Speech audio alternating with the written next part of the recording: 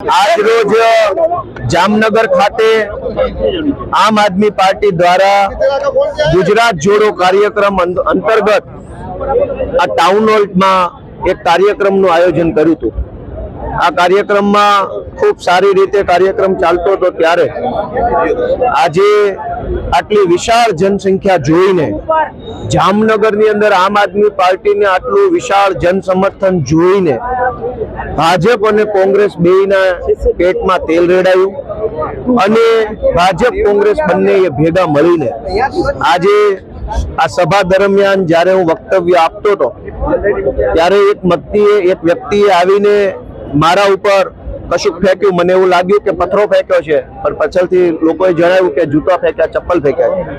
દોસ્તો, હું જ્યારે બોલતો હતો ત્યારે હું દારૂ અને ડ્રગ્સ ઉપર વાત કરી રહ્યો હતો, ત્યારે હું આમ જનતાને સરકારી કચેરીમાં જે તકલીફ પડે છે એની ઉપર વાત કરી રહ્યો હતો।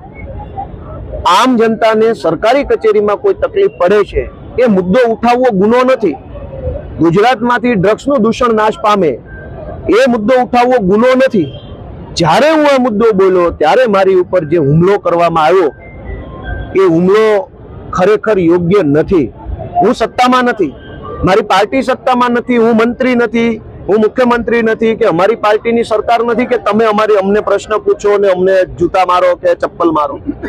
દોસ્તો, મેં જોયું, હું વક્તવ્ય આપતો તો ત્યારે કે અચાનક અનેક પોલીસ વાળા આ બાજુથી આવવા લાગ્યા, મારા ડાબા હાથ બાજુથી 2-4 પોલીસ કોન્સ્ટેબલો આ બાજુ જમણી સાઈડ ગોઠવાયા, 2 લોકો અહીંયા સાઈડમાં ડાબી સાઈડ ગોઠવાયા, એક પોલીસ ઇન્સ્પેક્ટર, એક પીએસઆઈ ને એએસઆઈ ત્યાં ગોઠવાયા। અચાનક પોલીસ મુવમેન્ટ વધી ગઈ। જે બધું જ હું ભાષણ આપતા મારી નજર હતી, પબ્લિકની નજર હતી, જનતાએ જોયું, વિડીયોમાં આવે છે કે અચાનક પોલીસ વાળા બધા આવ્યા। પોલીસ વાળાની સાથે જ આ ભાઈ આવ્યો। લોકોએ એવું કીધું કે પોલીસની ગાડીમાંથી જ આ ભાઈ પોલીસ લઈને આવ્યા છે। મેં જોયું નથી, પણ હું તો સ્ટેજ ઉપર હતો। અચાનક પોલીસ વાળા આવ્યા, આ ભાઈ આવ્યો અને જેવું એને મારા ઉપર ફેંક્યું ચપ્પલ, તરત જ પોલીસે એને એસ્કોર્ટ કરી લીધો। એનો અર્થ એ થયો કે ભાજપના ઈશારે પોલીસ વાળા મારા ઉપર ચપ્પલ ફેંકાવનારાને લઈને આવેલા અને પાછું એસ્કોર્ટ કરીને પાછો લઈ જવાની પ્લાનિંગ સાથે આવેલા। જો એ માણસ પોતાની મરજીથી આવ્યો હોત તો પોલીસ એસ્કોર્ટ કેવી રીતે? અચાનક જ બધા પોલીસ વાળા આવી ગયા અને એને જેવું એને ફેંક્યું તરત એને પોલીસે એસ્કોર્ટ કરી લીધો। એનો અર્થ એ થયો કે પ્રી પ્લાનિંગ થી મારા ઉપર હુમલો કરવામાં આવ્યો છે। મને એવું લાગે છે કે ગુજરાતના ગૃહમંત્રી હર્ષ સંઘવીને મારાથી કંઈક તકલીફ પડતી લાગે છે।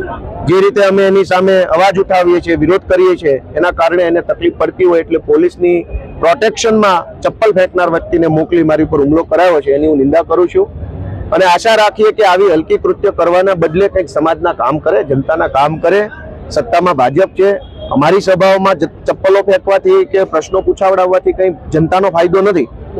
ભાજપની સત્તા છે, અમને રોકવા હોય, અમને રાજનીતિક રીતે આગળ ન વધવા દેવા હોય તો ભાજપે અમારી સભા ડિસ્ટર્બ કરવાના બદલે જનતાનું કામ કરવું જોઈએ, જનતાને મદદ કરવી। પોલીસ જ આને લઈને આવી છે તો ફરિયાદ ક્યાં કરવાની? પોલીસ જ આ ચપ્પલ ના, મને કઈ ખબર નથી, હું તો સ્ટેજ ઉપર જ હતો।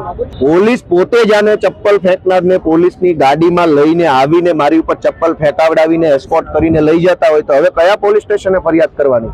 હું જનતાની અદાલતમાં ફરિયાદ કરીશ અને જનતાની અદાલતમાં ન્યાય થાય ને ત્યારે આ ગુનેગારોને સજા અપાવીશું।